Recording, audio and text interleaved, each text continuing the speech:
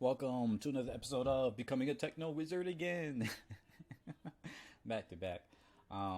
Today we're talking about anarchy.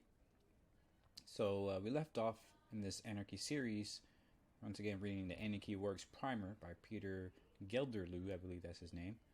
Talking about no inspiration, the tricky topic of representation, and now we're going to get into the actual first chapter, human nature. Aren't people naturally selfish? Anarchism challenges the typical Western conception of human nature by envisioning societies built on cooperation, mutual aid, and solidarity between people, rather than competition and survival of the fittest. Yeah. So even that right there is already going to be some interesting stuff because this is something I've been learning as I've been studying psychology and human development in general. Like the whole concept that people are inherently, selfish as they're probably going to get into is so very silly because when you look into human history and how we developed to be social creatures, you realize that we are inherently cooperative, right? Most of the reason why we are so social is because we are inherently cooperative and we try to figure out ways in which to be cooperative. Granted, the way that can take very diverse looks. Like it can be very manipulative. It can be very sexy. It can be very persuasive in different ways, and it really depends on like the context, our intents, the results that we're trying to get into, and which determines the nature of that cooperation. But inherently, human civilization tends to develop on cooperation and reciprocity and all these types of things. So I'm excited to get into it. So, anyways, here we go. It says, under this, aren't people naturally selfish? Everybody has a sense of self-interest and the capability to act in a selfish way at the other people's expense, indeed. But everyone also has a sense of the needs of those around them, and we are all capable of generous and selfless actions. Yep, exactly. Human survival depends on generosity. Yes.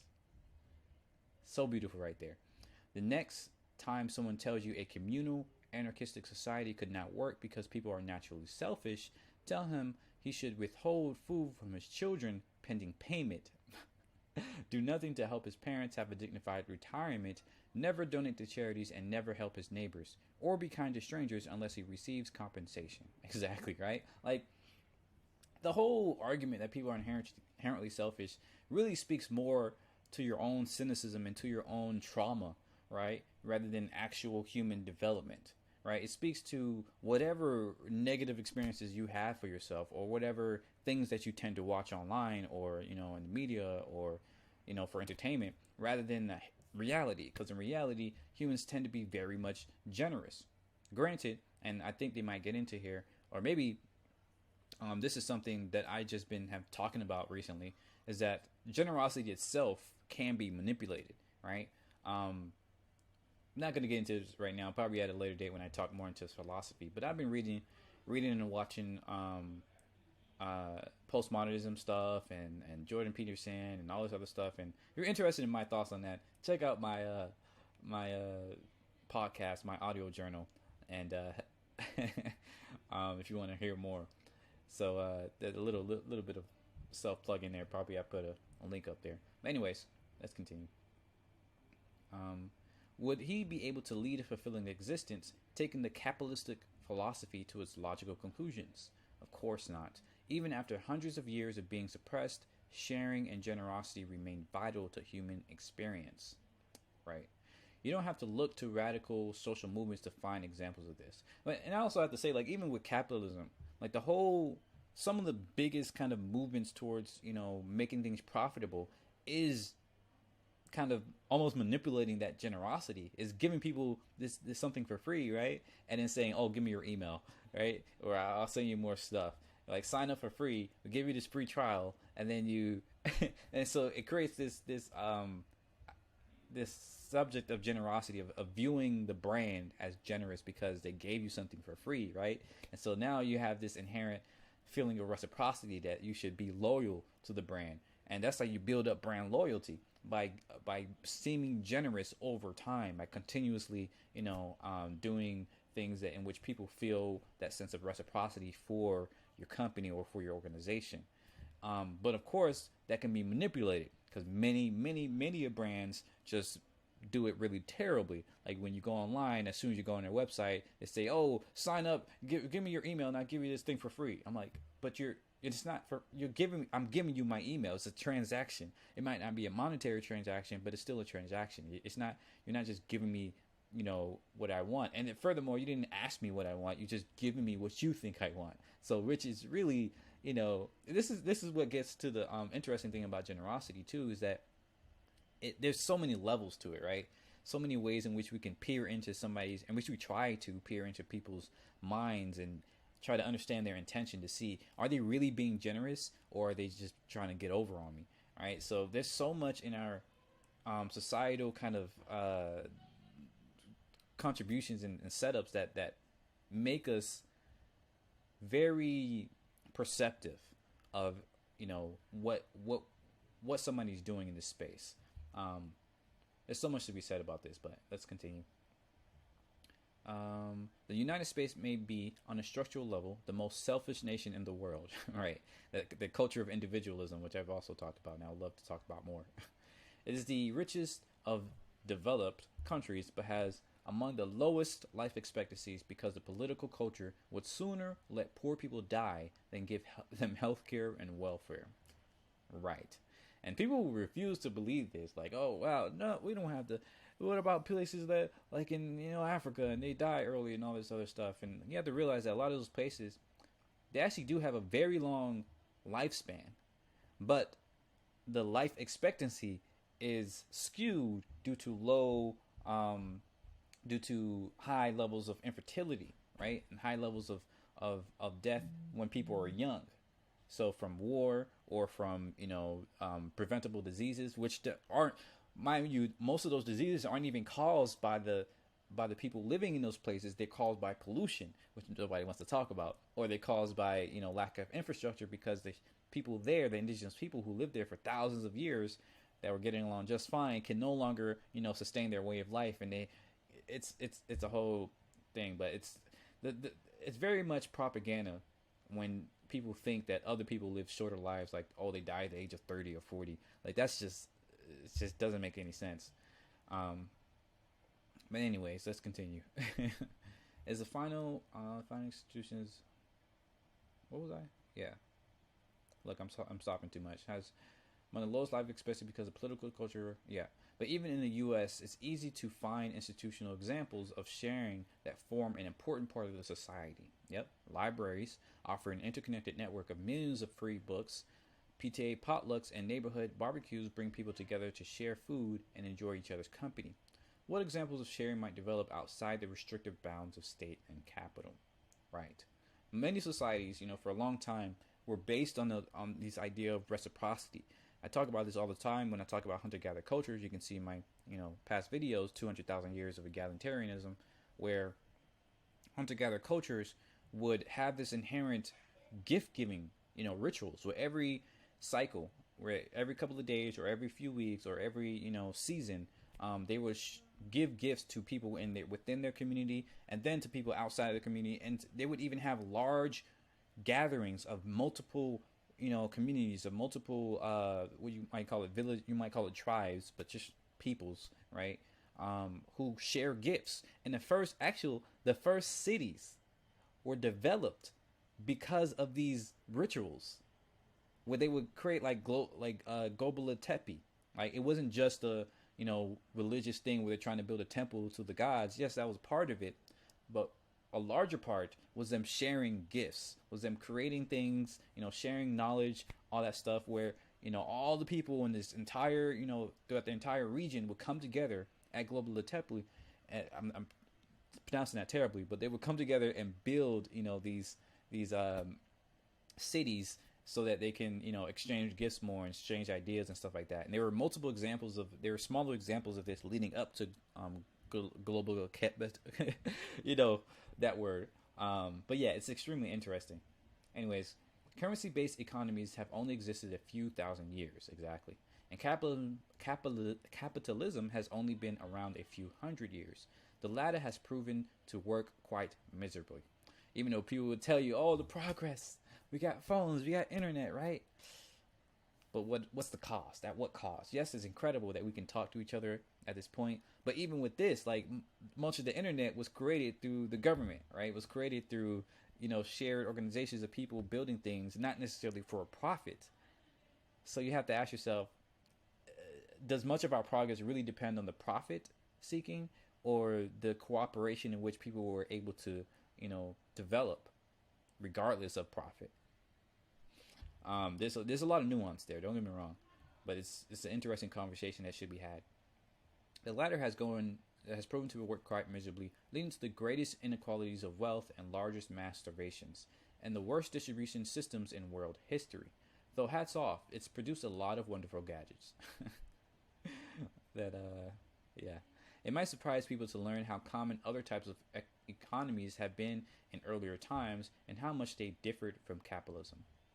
And it's interesting too, because when you look into history, you actually see a pattern of inequality that comes with greater use of capital. So in many nations, they actually see a demarcation of the rich, right, the wealthy, the rulers, and everybody else. So inequality is not new to capitalism, but you do see a trend of the use of more and more capital being associated with more and more inequality. So that's a very interesting pattern there that's, once again, not really talked about for some reason. Maybe against the propaganda. One economy developed over and over by humans on every continent has been the gift economy. Look, I was just talking about that. And this system, if people have more than they need of anything, they give it away. They don't assign value, they don't count debts. Everything you don't use personally can be given as a gift to someone else. And by giving more gifts, you inspire more generosity and strengthen the friendships that keep you swimming in gifts too. Many gift economies lasted for thousands of years and proved much more effective at enabling all of the participants to meet their needs.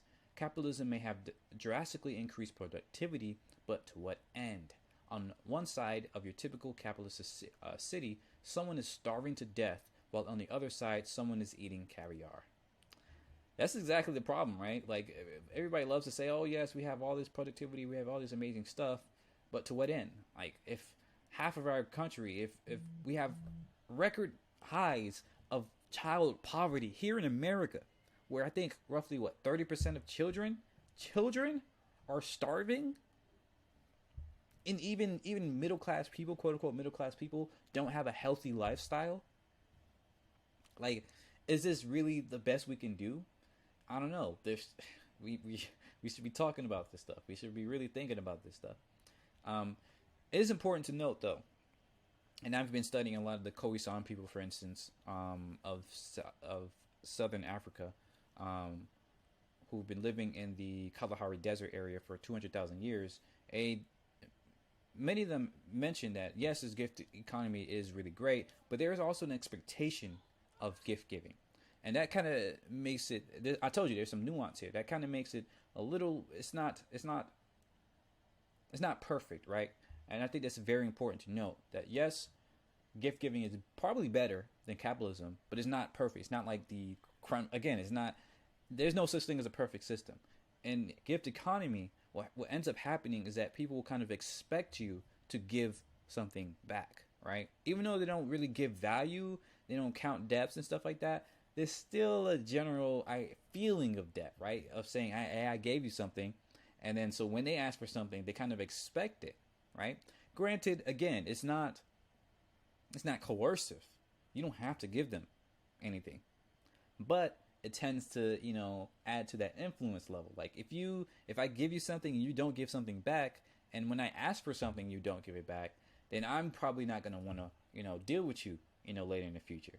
And so is that good or bad? I don't know. It's kind of, we kind of still do that to this day, right? If somebody gave you some good, encouragement, if you give somebody a recommendation at work, right? Then you ask for something. You ask something of them later on, like, can they give you a recommendation? And they don't. What do you feel? You feel like bad. You're not going to want to work with them later on. So it's that same type of thing. and that happens a lot with gift economies. Is that better or worse? I personally think it's better, and I'm pretty sure we can probably show that it's better with a lot of data as well. But unfortunately, not enough people are talking about it, not enough people are studying it, so we don't have enough data. We need that data because I would think it will show that it will probably be better. So let's continue. Western economists and political scientists initially assumed that many of these gift economies were actually barter economies, proto-capitalist exchange systems lacking an efficient currency.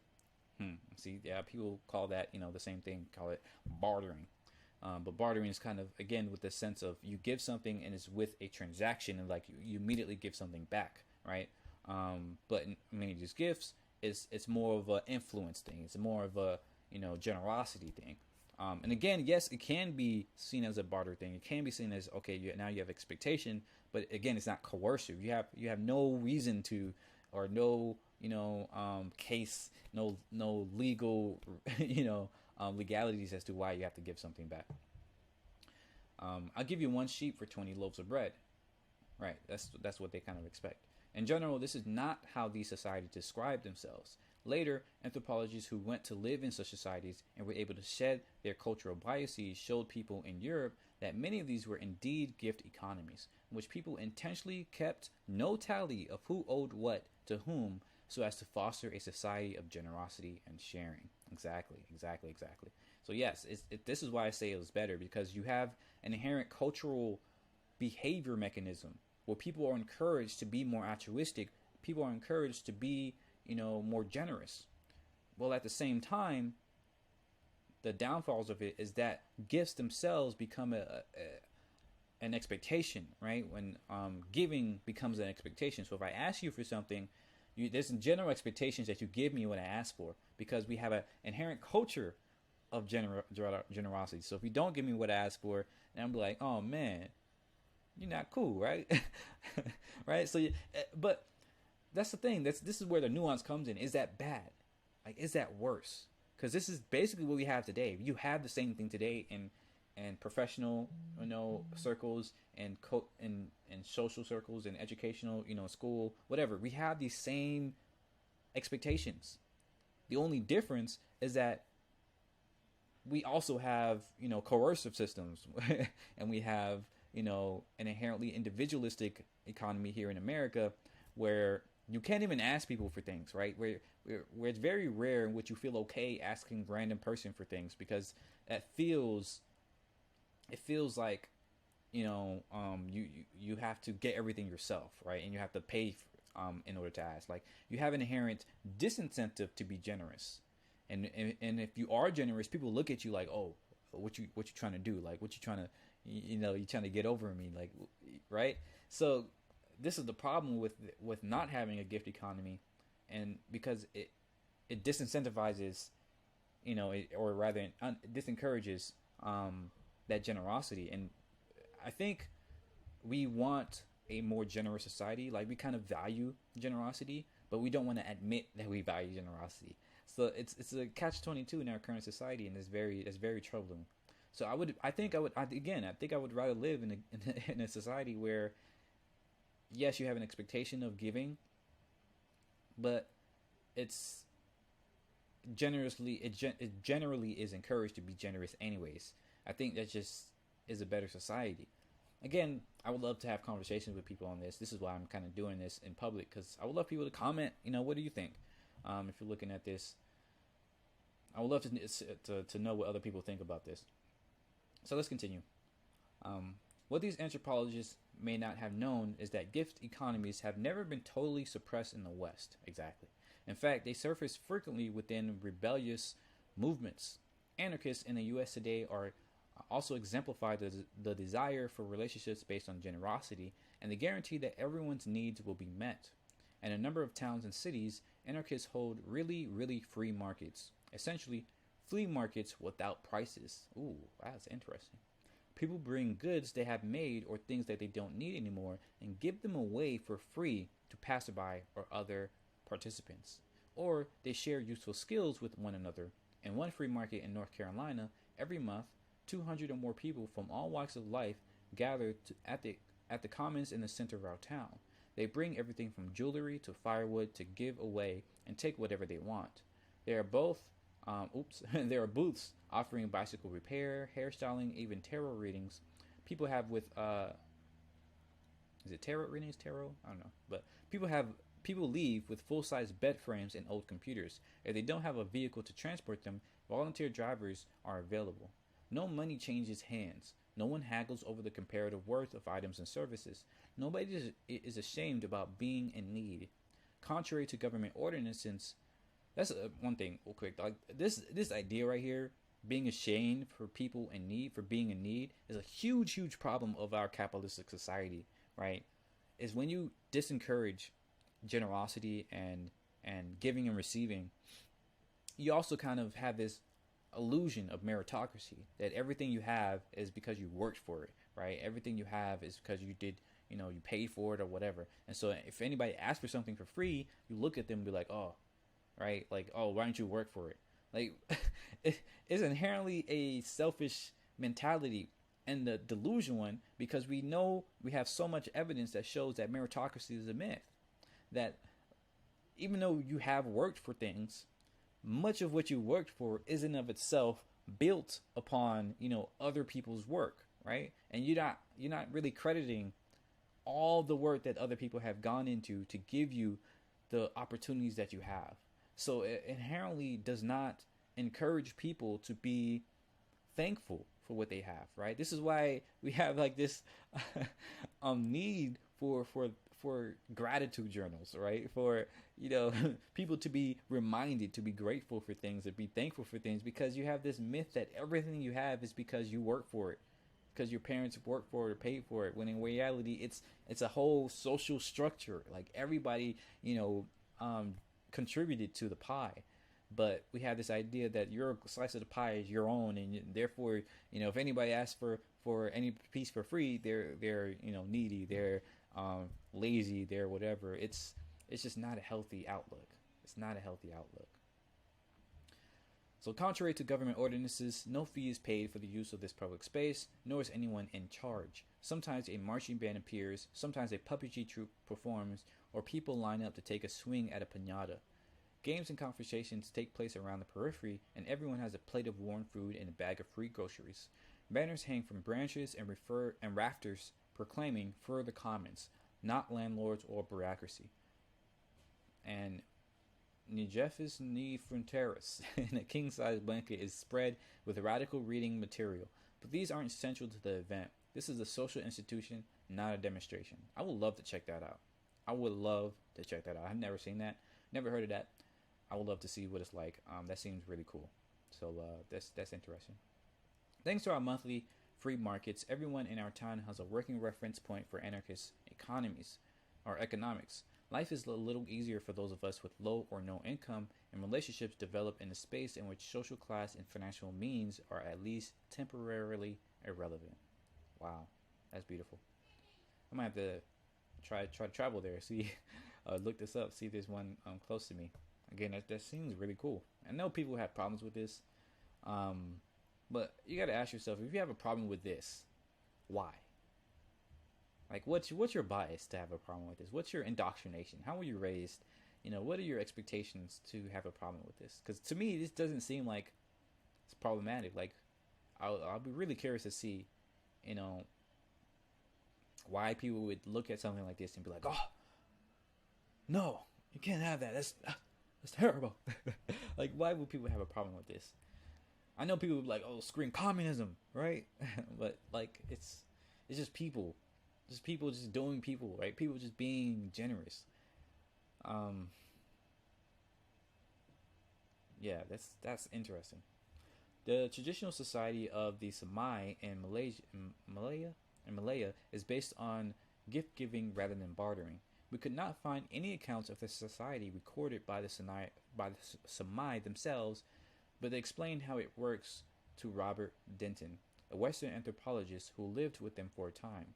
Denton writes that the system by which the Semai distribute food and services is one of the most significant ways in which members of a community are knit together. Semai economic exchanges are more like Christmas exchanges than like commercial exchanges. And don't we love Christmas? And yet, of course, we try to monopolize and commercialize the hell out of it. Very, very interesting. It was considered punan, or taboo for members of the Samai society to calculate the value of gifts given or received. Other commonly held rules of etiquette included the duty to share whatever they had that they did not immediately need, and the duty to share with guests and anyone who asked. It was punan not to share or to refuse a request, exactly, right? But also to ask for more than someone could give. Yeah, that's the other side of it too. And I should have mentioned that as well.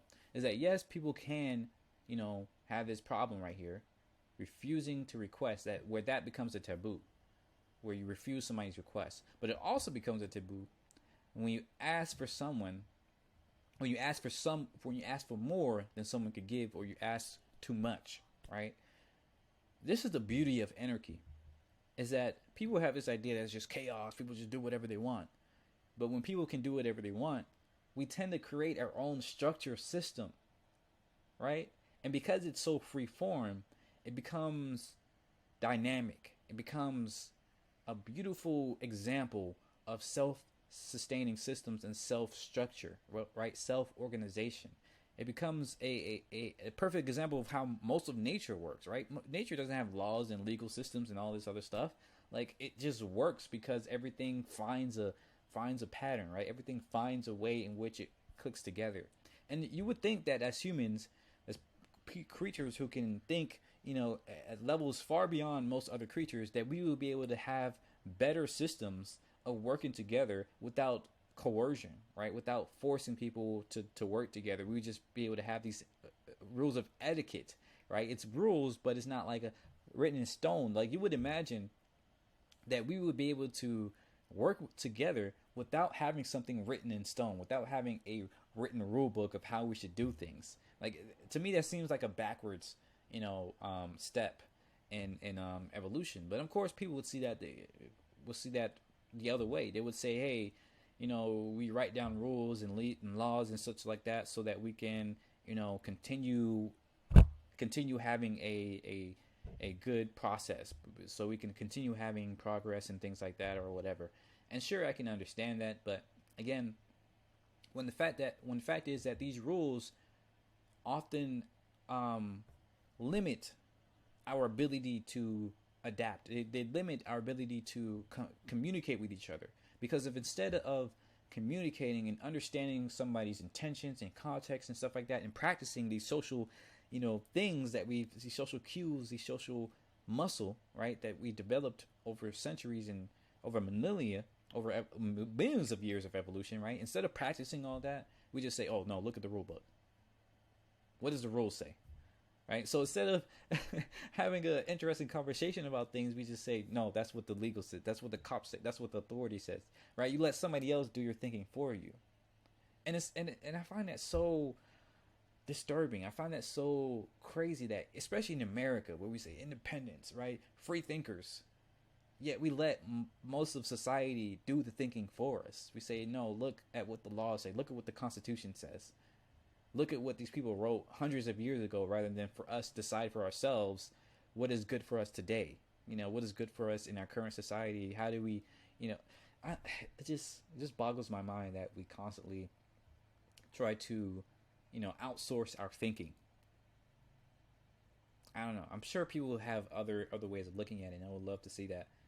But yeah, it's very problematic that we just outsource much of our thinking and our social, behavior to laws and regulations and, thinking like that. And again, well, it was a tangent, but, I was getting to it here is that the fact that we create these etiquettes, right? These cues, these taboos, these, cultures dynamically shows you that in an anarchic system, you don't have chaos, you have order. But that order is self-creating, right? It's dynamic. It's not rigid. It's fluid. And I think that fluidity is much more beautiful, it's a much better example of order than some rigid thing that doesn't adapt, that doesn't evolve, or that doesn't adapt or evolve enough over time. And yes, there is a problem of many of these rules and etiquettes and taboos becoming traditions in which they too don't adapt, right? They too don't tend to adapt very much over time. But let's take the best of both worlds. Like, let's write down what these rules and etiquettes and stuff were before, only to reassess them, in new times. Not to follow what the traditions say, but to analyze them, to say, hey, should we still have this tradition? Should we still have these etiquettes? Should we still have these taboos? Like, why is this a taboo? Let's use the best of both worlds. All right, let's use our current understanding of empiricism and science to look at, older traditions and things like that and taboos to better get to better truth, to better understand, better ways of doing things instead of saying, oh, this is the only way to do it. We moved from this is the only way to do it with taboos and etiquettes and unsaid rules to this is the only way to do it with said rules. And it's still the same problem, right? You're still not engaging your mental faculties. You're still not engaging the dialectic, as Hegelian, philosophy would say. So I don't know, man. It's just so much, but I'm talking too much. Let's continue. Many other societies have also distributed and exchanged surpluses of gifts, or surpluses as gifts. Aside from the social cohesion and joy that is gained from sharing with your community without greedily keeping accounts, a gift economy can also be justified in terms of personal interests. Often, a person cannot consume what they produce all by themselves. The meat from a day's hunt will go bad before you can eat it all. Indeed, a tool like a saw will lay unused most of the time if it is the property of a single person. Exactly. It's a waste. It makes more sense to give away most of the meat or share your saw with your neighbors because you are ensuring that in the future they will give you extra food to you and share their tools with you, thus ensuring that you have access to more food and a wider range of tools, and you and your neighbors become richer without having to exploit anybody. That's beautiful. What's crazy too is that, to me, this seems like what makes America so great. Is that we have all this knowledge and technological progress, and we do our best to kind of share it out, right? That best is often not good enough.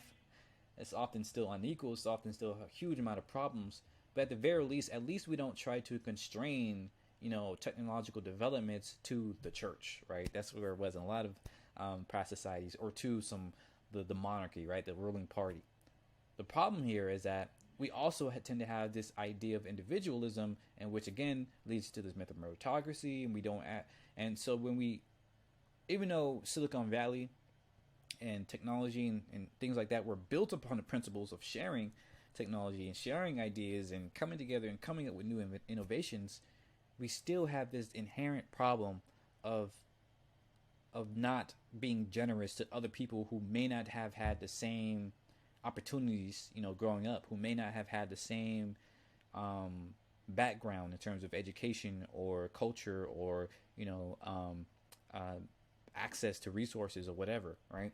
And so we look at people who are from the hood or from the country, and we say, oh, you don't know anything about this technology stuff. This is not for you, or we don't really do our best to engage them in this cycle of technology and in the emergent technology, and understand. And we don't ask them, what their culture is, what their contributions to science or technology can be, right? We just say, oh, they're dumb. They can't really understand this. You kind of have this inherent bias against people who are not in the same cult of technology or meritocracy that you may have benefited from. So, yeah, it's just so interesting to me. So let's continue. From what we know, however, members of gift economies would probably not justify their actions with arguments of calculated self-interest, but with moral reasoning, explaining sharing as the right thing to do. After all, an economic surplus is a result of a certain way of looking at the world. It is a social choice and not a material certainty. Societies must choose over time to work more than they need to quantify value, or to only consume the minimum required for their survival, and to surrender all the rest of their produce to a common storehouse controlled by a class of leaders. Even if a hunting party or a group of gatherers gets lucky and brings home a huge amount of food, there is no surplus if they consider it normal to share it with everyone else, glut themselves with a big feast, or invite a neighboring community to party until all the food is eaten. It's certainly more fun that way than measuring out pounds of food and calculating what percentage we earned. Yeah, so that gets into that, that meritocracy thing of thinking that when go out and make your paycheck, you go out and hunt your food, that just because you shot the bow, just because you killed the thing, this is all yours. When in reality, you wouldn't have been able to do that if you weren't raised in that community, right? If you weren't taught how to hunt, if you weren't given that bow by somebody else who created it, if you weren't given those arrows, if you didn't learn how to do it, right? It is all built on the social structure. It is all built on a community.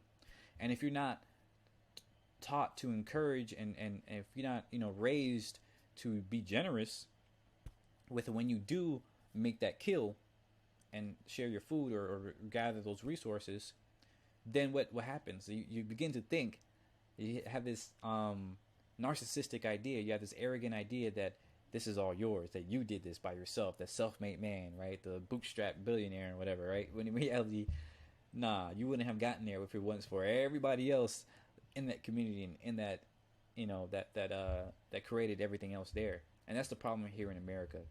We have so much, not just surplus, but so much growth and progress, not because we were inherently competitive and we I don't know, I guess I'll probably get into this here, but we didn't get here because we used everything, like we were the only ones that created everything, right? We didn't get here because we didn't become so profitable as a nation because we had competition. We were profitable and all this other stuff because we were cooperative. Even in Silicon Valley, even when you're competing, right? When you're creating a cool product, you're doing that with a team. You're not there by yourself in the even garage folks in the genius in the garage, right? They didn't get there by themselves. They worked for somebody else to get there, right? They had investors, they had supporters, they had all this other stuff that cooperated with them, that wanted to create something bigger, that decided, hey, I believe in this person and I'm gonna invest, I'm gonna give them, I'm gonna be generous here and give them something. You might say, oh, they only did that because they expected a return. But here's the thing. A lot of the technologies and a lot of the things that we got didn't have a direct return. Or that the return was years in the future, was decades in the future. And so again, it shows you that you very often can't calculate, the percentage that you earned. That's an illusion. The idea that you can calculate what you earned on a year by year basis, on a short-term basis, is inherently flawed, because most of the profit, right, most of the stuff that you gained comes decades after, comes so long after. The best investors invested early, and they don't get most of those returns until years down the line. And so the idea that you can benefit by looking at the short-term gains, the short-term profits, is inherently flawed. And we actually see that today with a lot of the entrepreneurs and investors who are investing for short-term gain, are creating products that are ultimately just goes nowhere, right? They might get popular real quick because it's built on materialism and all this other stuff, and then you never hear from it again, and it's gone. Like nobody even remembers it years later.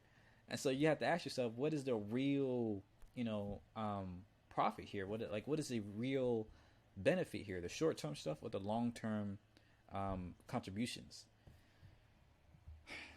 There's just so much to really think about with this stuff. Let me drink some water real quick. I had to give y'all time to write down in the comments if how wrong I am. As for loafers, even if people do not calculate the value of gifts and keep a balance sheet, they will notice if someone consistently refuses to share or contribute to the group, violating the customs of the society and the sense of mutual aid, gradually, such that They will notice if someone consistently refuses to share or contribute to the group, violating the customs of the society and sense of mutual aid. Yeah. Gradually, such people will damage their relationships and miss out on some of the nicer benefits of living in a society. It seems that in all known gift economies, even the laziest people will never refuse food. In stark contrast to capitalism, but feeding a few loafers is an insignificant drain on the society's resources, especially when compared to pampering the voracious elite of our society. Oof. I know a lot of people will have something to say about that. And losing this tiny amount of resources is far preferable to losing our compassion and letting people starve to death. In more extreme cases, if members of such a society were more aggressively parasitic, attempting to monopolize resources or force other people to work for them, in other words, acting like capitalists, they could be ostracized and even expelled from the society. Ain't that beautiful? Like, that's so ironic. In our society today, we love so much to talk about the lazy people, right? The moochers, the people who are on welfare, right? The welfare moochers. But in reality, when you look at the numbers, is nothing. Is nothing. Like even if all the welfare people are moochers, is nothing compared to the waste, the sheer amount of waste that you see with higher income people who throw away food, in all the restaurants, all the businesses that throw away food and resources and all this other stuff every single day. Like it's not even close. So this is what we see today, right? This loss of compassion. This loss of compassion of saying, oh yes, these people, these poor people, they deserve what they get, right? They were just lazy, right? And to me, it's just like, if you really think people deserve to starve to death, that people deserve to suffer for, being in debt or for any sort of problems that they discovered and that they went through in their life, and you really think that people deserve that? Like, sheesh, that's cold. That's disgusting. If I might say so. Like that's that loss of compassion. And like, do we really want to live in a society where we think that people deserve to suffer like that? Even if they let's make a really strawman argument here and say, even if people are super lazy, well, even if they coasted their entire life and they didn't want to do any sort of work, is it still right for us to say, oh yes, they should starve to death? Unfortunately, a lot of Americans, a lot of people will say, yes, that's right.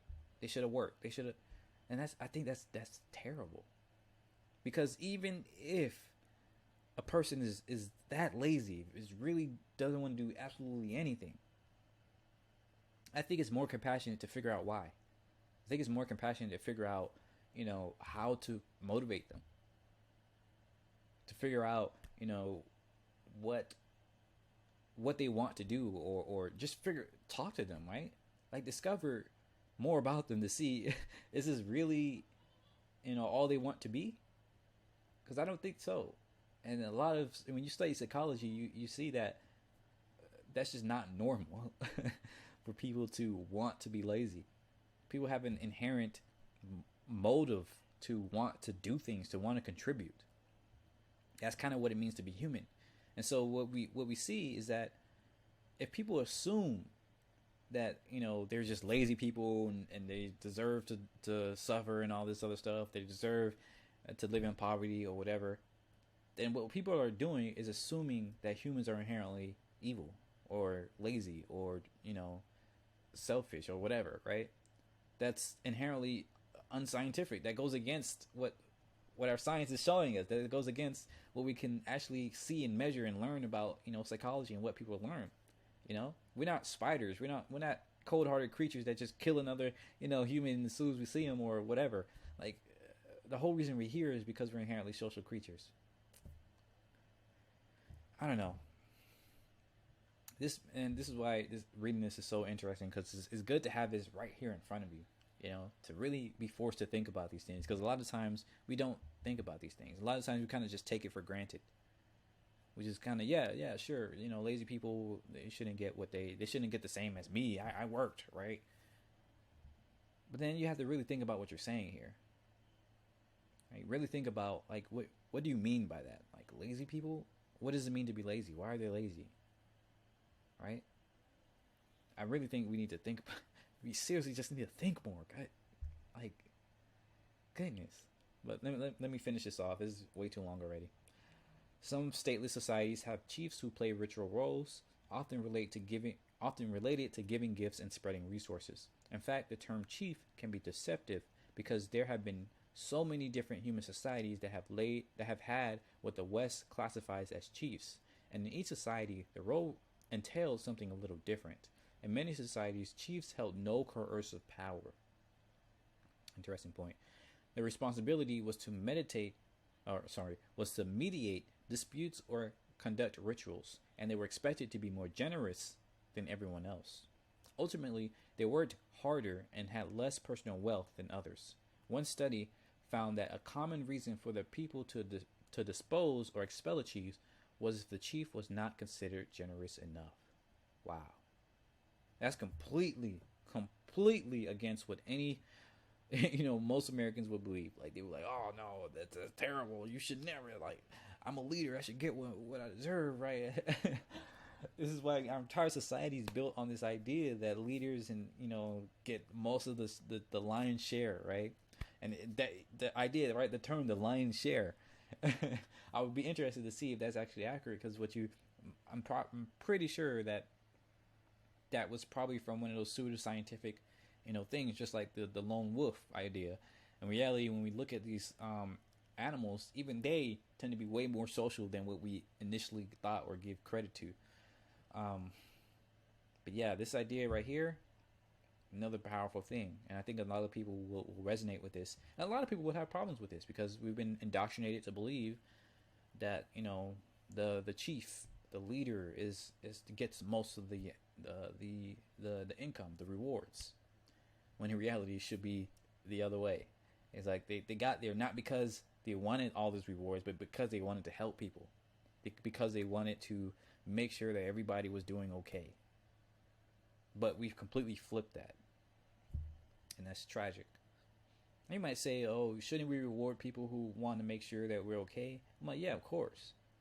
But if the best way to get to be a leader is not by making sure people are okay, but by finding more ways to get more stuff, like how did we get to the point in which power corrupts? Because here it's showing that power does not necessarily corrupt, like these chiefs. And I guess it goes back to the beginning, where these chiefs did not have coercive power. They didn't have power over people. They had power to work with people. Right? That power to work with people was inherently earned, right? And earned in the best way, meaning that they actually helped people, and people realized that they could help them, and so they go to that person for more help because they believed in them. They had the wisdom and things like that, right? So I wonder where and how we got to the point where these chiefs, these leaders who had power with, became points where they had power over. Like, when did we get to that problem? I think, based on my research into hunter-gatherer cultures and the transition from hunter-gatherer and foraging into settled cultures, into Neolithic society, into the whole Neolithic revolution, I think it happened when more and more societies started giving people or allowing people to have most of the resources, to be the ones that divvy out those resources. I would be willing to bet that's where it started, where that power started to corrupt, because you started to having power over instead of power with. So I wonder how can we go back towards that? How can we go forward by having more people, more leaders that have power with rather than power over? How can we make companies or organizations where, as a leader, as a CEO, whatever, I don't have the power to fire people, right? I don't have the power to give people a raise. Maybe that should be figured out through a measure of consensus, right? Where if you want a raise, we have to talk as a team as to why this person should have a raise. Or better yet, maybe we completely flip it. Maybe we say, have like a gift giving type of thing where all profit for the entire company or organization is automatically given to everybody equally. And if you want, you can personally decide to give somebody more. You can personally decide to tip, your coworker if you want, right? Maybe we should try to have more organizations like that. I would be willing to do that. In fact, that's what I'm gonna do as I start my company.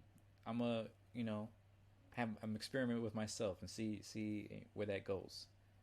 I think that would be very interesting because we need to show people what's possible. And maybe I might be wrong. Maybe we might just discover maybe there was a good reason for why we went away from that. But I want to see. I want to see for sure. I don't want to assume. I want to see. So we'll see. And as always, thanks for watching. Thanks for reading. If you want to read through this more quickly and hear less of me talking, go ahead and just type in anarchy.works and you'll see the primer. And go ahead and read it yourself. Please leave in the comments what you're thinking. I was thinking about doing my third video. I was going to do my read through of Hegel, however you say that. But I might have to do that tomorrow because I'm tired now. I'm talking too much. Thanks as always, and have a great day. See ya. Bye-bye.